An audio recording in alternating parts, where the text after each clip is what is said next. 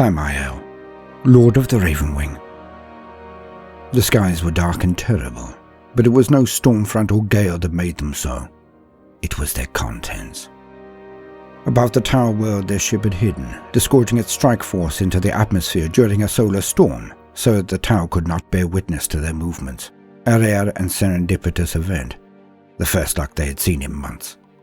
The Emperor wills it, thought the heroic figure on his jetbike, possibly the only one left outside of the armies of the Custodian Guard, the 10,000. Sammael, Lord of the Ravenwing, perched, peering down at the facility below. His comms ray flashed up and an officer reported, "Sire, the defensive batteries could take a toll. These Xenos are more advanced than we considered. It could be costly." Sammael measured his position carefully. Speed was of the essence if they were to not be bogged down. The tower could never face their wrath, the hatred they brought, but it could indeed be costly. Sammael knew not to take these scum lightly. "We have countermeasures, but they have been contained by these filth before. We must rely on the rarest of our archaeotech, the most brutal of our potential weapons. Send it." The comms officer paused before stating, "Are you sure, my liege?" I am, Lieutenant. Send it now. With an assault of this magnitude, their defenses will be down for long enough to get in and out."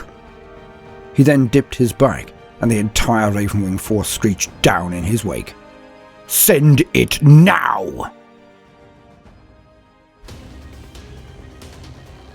Raid Shadow Legends, where you too can be a legend. It's like being on a console, but in the palm of your hand. Gaming has never been so easy, convenient, or immersive. And it's all free today. Enough of that, you weirdo. Scares the willies out of me. It's a fun dungeon delver with characters like this. Martyr. With powers like Bastion of Faith and a mass counter-attack debuff and suppression abilities, she is essential against some of the bosses, and quite frankly, a sister of battle. Yummy. Sir Nicholas. Looks like Combat Santa. With an irresistible cold-based combat debuff, he is excellent for rabble smashing, and of course, he can use that shield to protect his allies. And now, there is the Tower of Doom. A 120-level dungeon with 12 bosses, but you'll have to discover them yourselves. Look what you get if you start today. 50 silver, 50 gems, 1 energy refill, a clan boss key, 5 mystery shards, and who doesn't like a mystery? But that's not all. You get a full day XP booster and 1 champion, Executioner. Well, I call him Baldermort, and you can too, if you start today. Be one with the Bald and quest for the toupee together. Toupee adventure not included. Darn it. Well, fair enough. Maybe next year. Raid Shadow Legends. What else have you got to do? And please see the link in the description if you wish to engage in this incredible archaeotech. It's really very fun, like all things though, in moderation. And back to the action. And thus did the most ancient and brutal electronic warfare known to man cascade through the tower comms and into the tower very subsystems. Their shielding collapsing, their arms fell into disuse, slumping down like a cocktail-filled soak on a Friday night. And within moments, the Ravenwing fell on the facility. The Landspeeder Vengeance vehicles taking point behind Sammael on his jetbike, followed closely behind by a collage of Landspeeder Storms, the new Hail, Thunder and Hammerstroke Storm Speeders. Missiles, bolters and concentrated fire of nearly all kinds tore the buildings of the facility apart. The Dark Angels had arrived. They were hunting a fallen, one that had tried to hide amidst the peasantry of the Xenos-infested world, a world that had once been imperial, once been loyal. And when the event was over, only minutes from start to conclusion, there was one more traitor in the clutches of the Ravenwing, and a Tau-held world that would forever after dread the coming of a solar storm, dread the coming of the Imperium. As it should be, thought Sammael. And one day, alien filth, we will return. And on that day, we shall not depart until every last blue Xenos and traitor scum is scourged from this globe.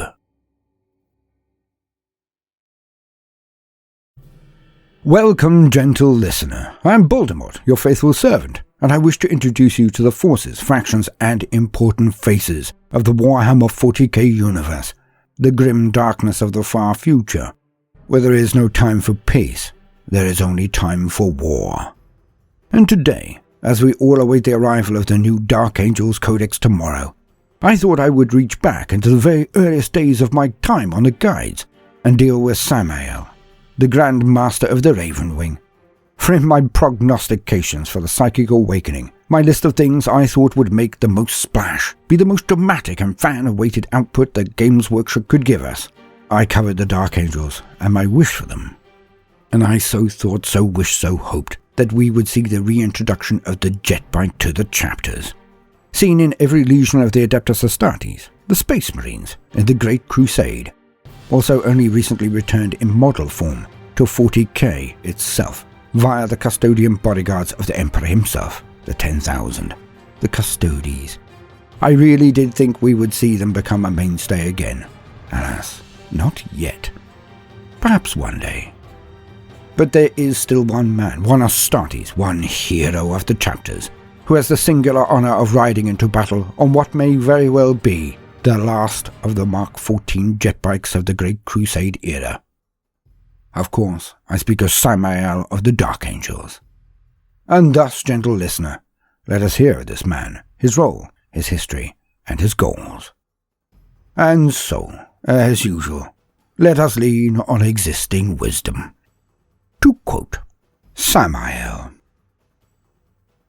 Sammael is the current and 348th Grand Master of the Ravenwing and leader of the hunt.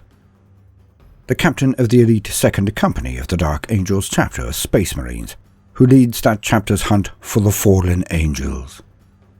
As a senior member of the Angels' inner circle, he fully understands the dangers that the fallen present to the chapter and its honor. The leader of the hunt and his warriors are at the forefront of the physical search for the traitors that turned from the lion, and the current incumbent, Sammael, epitomizes the dynamism and elan required for the role. Sammael is bold to the point of being reckless, a trait required in order to head a mobile company whose success depends upon speed and hard-hitting surprise.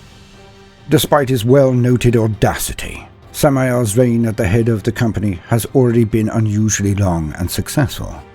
Although masterful at orchestrating distracting maneuvers and feints, if given a chance, Sammael much prefers to take matters into his own hands.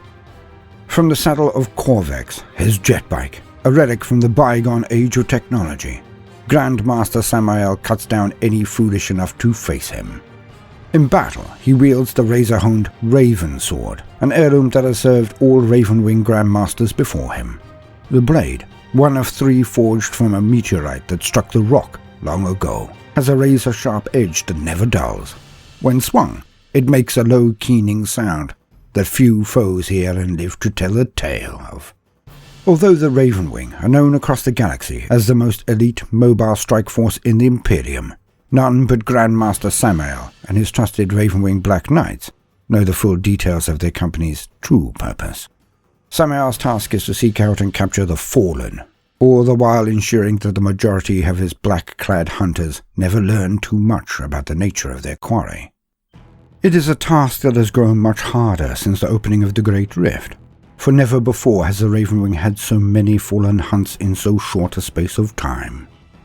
While over 24 have been captured, Sammael dwells endlessly upon the ones that got away, and seeks revenge upon the one named Marbas, the demon prince who, unknown even to the Grand Master, was responsible for the escape of the arch-traitor Luther from his imprisonment deep within the rock. History. While serving in the assault squads of the 8th Reserve Company, Sammael quickly earned the admiration of his fellow Space Marines with his forthright tactical acumen and insatiable drive. Having only fought as a fully fledged battle brother for a handful of years, Sammael was bent on earning respect and promoted to the Dark Angels battle companies as quickly as possible. Sammael was always the first to volunteer for additional duties and spent every moment when he was not in combat or on vigil honing his skills in the battle halls of the Rock. Adeptus Astartes' implants and training had boosted an already considerable natural talent and made him a fearsome bladesman. Sammael frequently placed high in the ritualized duels and tournaments that occur amongst the Dark Angels, building a comradely rivalry with Grand Master Belial, whom he has never been able to best. His insights on the battlefield were as incisive as his sword blows, garnering him the rank of sergeant in only his 5th standard year as a full battle brother. Always adhering to orders from his chapter master and paying due respect to the chain of command, Sammael nevertheless had an instinct for positioning his squad at the forefront of any assault or counterattack. Wherever an assault squad was needed to punch through a foe's weak point or respond to an enemy breakthrough, Sammael and his warriors were always the unit closest to hand for the mission. Such gifts did not go unnoticed, and the previous master of the Ravenwing, Gideon, personally selected Sammael for observation. Gideon conducted the rites of preparation himself, and was pleased to find that Sammael was capable of handling the secrets of the hunt as well as he handled his chainsword.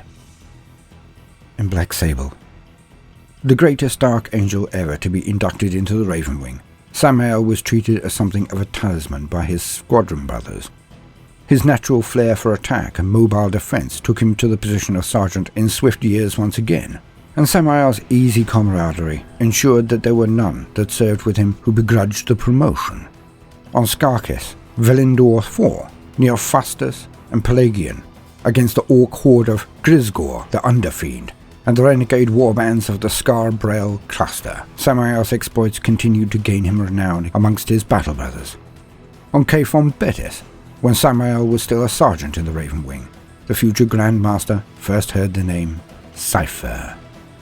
Caphon Betis had been subjected to repeated assaults by Eldar pirates, and these had provided cover for Cypher and his band to destabilize the rule of the Imperial commander. Grand Master Gideon regretted deeply that the Dark Angels had been so close to catching their arch-foe. The Fallen had still been in system when the Ravenwing arrived, alongside warriors of the Deathwing, though the Dark Angels did not know at the time that their elusive quarry was still nearby. By the time the Dark Angels drove off the Eldar attacks, Cypher had slipped away once more. Sammael took several prisoners from pro-Xenos cults and overheard their discussions of Lord Cypher, learning that this mysterious individual had been the mastermind behind much of the upheaval. Faced with Sammael's questions, Grandmaster Gideon chose to take Sammael into his confidence, inducting him unofficially into the inner circle of the chapter. An induction that was formally ratified when they returned to the Rock. When Sammael and his squadron were instructed in the capture of the fallen known as Icanus during the Lustanstad uprisings, Grandmaster Gideon again singled out a warrior for a special praise and elevated him to the ranks of the Black Knights. Chaos at Capua. When word reached the Tower of Angels of a chaos-tainted uprising in the Capua system, the Ravenwing was dispatched to ascertain whether there was any fallen involvement. The chapter's bitter outcasts are accused of fomenting many such rebellions. The second company arrived at Capua and performed a lightning drop onto the storm-shrouded world of Capua 7. The initial attack met little resistance, mostly rebels and chaos cultists poorly equipped to take on the elite of the Dark Angels. However, this early success was soon reversed by the intervention of traitor marines from the Black Legion and Word-Bearers. Though their numbers were small, their presence bolstered the resolve of the Chaos Worshippers, and Grandmaster Gideon was forced to withdraw or risk his formation getting bogged down in a static battle of attrition with the Chaos Space Marines, an engagement for which the foe was better suited. Over the course of the following days, the Ravenwing conducted several scouting forays and reconnaissance in force to establish the extent of the foes facing them, and to draw out and destroy such enemy elements as could be lured from their defensive lines. With this intelligence in hand, Gideon and his veterans identified the city of Vespengard as integral to the traitors' plans and composed a plan of attack that would pull apart the defenders and see them destroyed piecemeal. The next phase of the campaign started well, as encircling Ravenwing forces baited squads of word-bearers from their bastions and bunkers, opening up a gap in the approaches to Vespengard. Grandmaster Gideon led the attack on the chaos-held settlement with the bulk of his forces, driving his bikers and land speeders through the breach in the enemy cordon. Disaster struck upon reaching the inner realms of Vespengard. The commander of the uprising had kept hidden his greatest weapon, a Reaver-class Titan, corrupted by the promises of the Chaos Guards. The traitorous ire dominated the open spaces and wide thoroughfares of the city's heart, its turbo lasers and Gatling blasters driving back the Ravenwing advance. While they recoiled from this blow, the Dark Angels found that the errant word-bearers had returned to their positions in a pre-planned move to ensnare the Ravenwing. They were surrounded. Gideon was convinced that the enemy was led by one of the Fallen, for who else could have known the Dark Angels' way of war so well as to organize such an effective ambush? Rather than order a breakout from the city, he commanded his warriors to attack the traitor's ire. If the Chaos Titan could be removed from the battle, the city would again belong to the Dark Angels, and the traitors could be hunted down in the wilds. The Grandmaster led the attack with Sammael at his right hand, punching through the cultists that swarmed from the buildings to bar the Ravenwing's path, and slow them down enough for the Titan to engage. As they reached one of the central squares, the Raven Guard were caught by a timely fusillade from the traitor's ire Gatling cannon. Massive shells slammed into the road and sent debris crashing down from the surrounding buildings. Gideon and his squad were caught on the edge of one such blast. Space Marines on assault bikes were flung through the air by the immense detonation. Flaming debris rained down upon the Ferrocrete road, and Sammael was momentarily knocked unconscious amongst the dead and wounded. Rising from the ashes. When he recovered his senses, Sammael pushed himself from the rubble to find his bike was smashed beyond use, and the company was in disarray. Enemies were closing from the rear, and the traitorous ire had surviving Ravenwing pinned back in alleys and side roads where the cultists would be able to ambush them with ease. Gideon lay crushed beneath a slab of masonry, his armor cracked in a dozen places, bones broken and organs pulverized. Yet the Grandmaster still hung to life as Sammael found him amongst the devastation. Sammael asked the mortally wounded Grandmaster whether or not they should press the attack or withdraw. Gideon responded that he could not say, and with his last strength and breath, he pulled the Raven sword free of its scabbard and told Sammael the company was now his to lead. With this final effort, Grandmaster Gideon, a veteran of 6 Terran centuries of war, died. Sammael wasted no time in taking command of the demoralized Raven Wing. Securing himself a functioning steed from amongst the wreckage, he commanded the land speeders to conduct harrying raids on the enemy Titan, while the bikes and attack bikes regrouped under the shadowy veil of a dark shroud. The situation was grim. Communication from the fleet announced that traitor vessels were closing on the Ravenwing's battle barge, Implacable Justice, and no orbital support could be expected. The company had lost nearly a third of its warriors and machines. Sammael did not expend any time worrying about reorganization, but left it to his veterans and sergeants to form such squadrons as were needed. Wishing to see Gideon's plan to fruition, Sammael led a fresh attack on the traitor's ire, using the land speeders and Darkshroud to feign a rear attack, while a second force was sent to the east, forming a diversion on the war engine's auger returns. Their energy signatures masked by burning buildings, sparking power lines and venting reactors. A handful of the Ravenwing's most adept riders followed Sammael through the ruins created by the Titan's weapons. They burst from cover as the traitorous ire turned to confront the feint from the east. Bike-mounted weapons, even the plasma talons of the Black Knights, were little use against the void shields of a Titan. Instead, Sammael put his faith in speed, tearing across the square at the head of his warriors to strike from within the energy defense of the war machine. Cultists in the surrounding buildings opened fire on the charging Ravenwing, but they dodged and jinked with reckless abandon, and all survived to reach the Titan. Barely slowing, each sped past the machine's lumbering feet in quick succession, hurling all the melter bombs and charges the force possessed as they raced towards the Titan's legs. Even before they were clear, Sammael detonated the bombs, shearing away the lower right leg of the traitor's ire. As the behemoth collapsed, its reactors exploded, leveling the buildings still standing on the square, and showering flaming metal and ceramite onto the swiftly retreating Ravenwing. Following the loss of their Titan, the Chaos forces struggled to regroup. Sammael kept the Ravenwing mobile, always attacking and harassing, fighting continuously for 7 weeks until reinforcements from the Deathwing and the Dark Angel's 4th and 5th companies arrived to purge Capua 7 of the Chaos taint once and for all. Much to Sammael's disappointment, no member of the Fallen was ever located. but the destruction of the traitorous Ire is still remembered as one of the Ravenwing's greatest achievements. On returning to the Rock, Sammael's promotion was endorsed by the other masters of the chapter, and he has led the second company for more than a century. Leader of the Hunt. Sammael has discharged his duties as Grand Master of the Ravenwing with a blend of careful planning and audacious bravery. Under his leadership, the second company has perhaps gained even more of a reputation for recklessness and independence, but their numerous victories stand as a testament to his skill as a commander and his talent for leadership.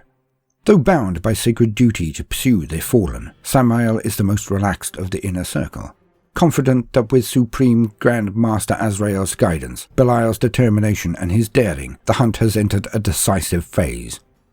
There are those amongst the inner circle, Interrogator Chaplain Asmodai, most vocal amongst them, who wish Sammael's company exercised more discipline at times, but such criticism does not diminish the Grand Master's achievements. As the newly appointed 348th Grand Master of the Ravenwing, Sammael's first action came when he led his company in the initial invasion of the world of Rastabal. This action was quickly followed during the Fourth Quadrant Rebellion, when Sammael led the Dark Angel's assault upon the fortress of the Pretender Caligar, one of the Fallen, whose presence Sammael personally ferreted out. He ran the traitor to ground after a mighty duel that is said to have lasted nearly a day and a night. His next action was leading the second company against the Orcs of Charadon, near Rinsworld and Bad Landing, to assist the beleaguered Crimson Fist chapter in retaking their homeworld from War Snagrod. During the orbital drop on Rinsworld, Sammael's Thunderhawk was struck by unusually accurate Orc anti-orbital guns. Sammael did the unthinkable, staging the only recorded successful orbital drop separation maneuver, flying out of the stricken gunship on his jet bike before the crippled Thunderhawk crashed onto the surface of the planet. As a true Angel of Death, Sammael is privileged to ride to war on an Imperial jet bike, an ancient war machine left over from the days of the Great Crusade. Armed with a ferocious plasma cannon, the jet bike is feared by the Dark Angel's foes almost as much as Sammael himself. This previously nigh-extinct anti-gravitic archaeotech is highly prized, as it has not been seen in the service of the Imperium in millennia. Well, previous to Belisarius' call, anyway. Launching lightning-fast assaults and riding down the enemies of the chapters from astride his ancient war machine, Sammael cuts down all those foolish enough to oppose him with the infamous Raven Sword. This mighty blade is said to have been cut from the same meteorite as the infamous Dark Angel's Sword of Secrets and the other Heavenfall blades. Sammael is rightly honoured by his brethren and feared by his foes, and now, following the uncovering of a fallen plot at the chapter's recruiting world of Piscina 4 and the destruction of a fallen starbase at Port Imperial, Sammael is on the trail of Cypher once more. This time, Sammael swears the thrice-cursed Fallen will not elude the Ravenwing. Wargear. Corvex. The Grand Master of the Ravenwing is privileged to ride into battle upon a venerable Mark 14 jetbike, a nearly extinct form of archaeotech that dates back to the earliest days of the Imperium of Man. During the Horus Heresy, many of the ancient Space Marine legions fielded similar jetbikes. This formidable and sleek craft allowed its riders to soar at great speed across the battlefield. Held aloft by archaic anti-graphitic technology, lost to the tech priests of the Adeptus Mechanicus in the waning days of the 41st millennium, again, until the return of Belisarius' call, Sammael's jetbike is as deadly as its master, for it is armed with front-mounted storm bolters and an underslung plasma cannon. Itself an example of ill-understood ancient technology, its fusion generator capable of powering many hundreds of shots. Many times Corvex has been thought lost or destroyed, but always it returns, as does its master. Whether the Dark Angels maintain a cache of such relics or have retained possession of a long-lost STC template for the vehicle is unknown, as they do not share their secrets with others, including the Mechanicus. Sableclaw. Sammael sometimes makes use of an Imperial landspeeder built to the highest standards. His personal conveyance, Sableclaw, is equipped with twin-linked heavy bolters and a twin-linked assault cannon. The Grand Master of the Ravenwing's personal landspeeder also incorporates a protective device known as the Shield of Night.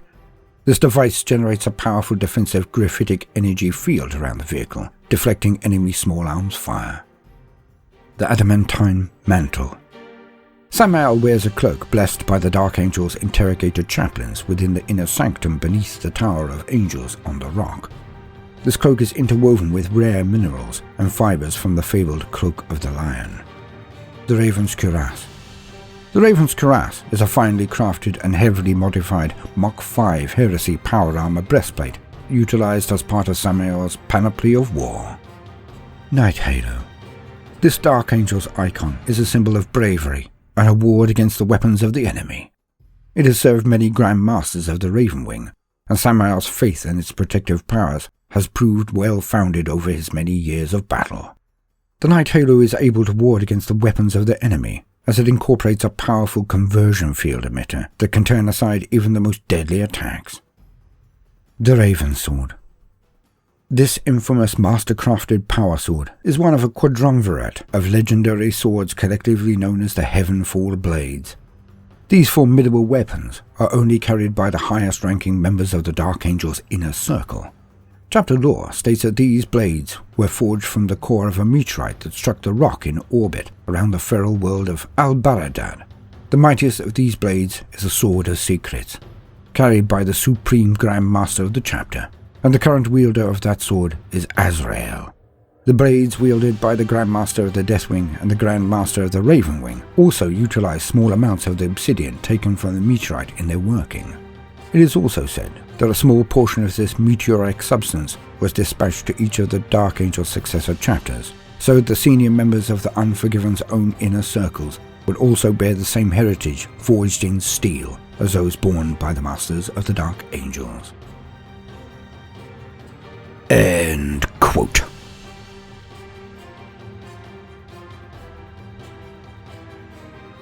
Ah, Sammael, a wonderful model and a magnificent character.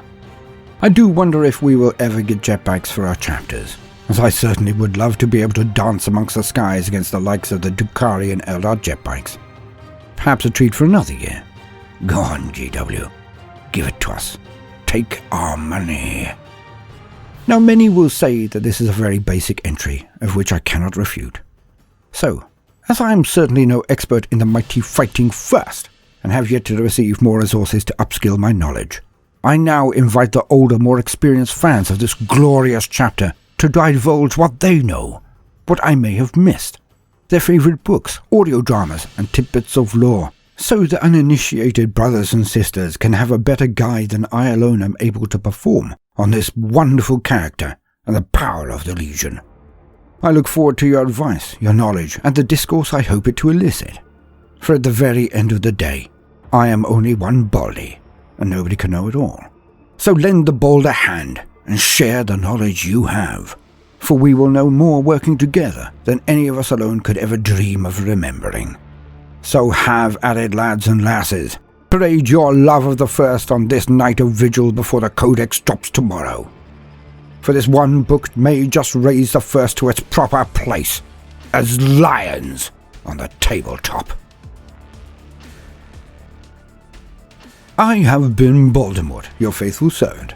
I hope you have enjoyed this brief introduction to Sammael. If so, then please do consider liking and subscribing. If you do, then hit the notifications button, as I would not want you to miss out. If you see the worth in what we are doing, then do also consider joining our Patreon, or giving the video a share if that is beyond your present scope. It would be a great boon. Now, no matter what you do today, do try to make some time for fun. Toodaloo.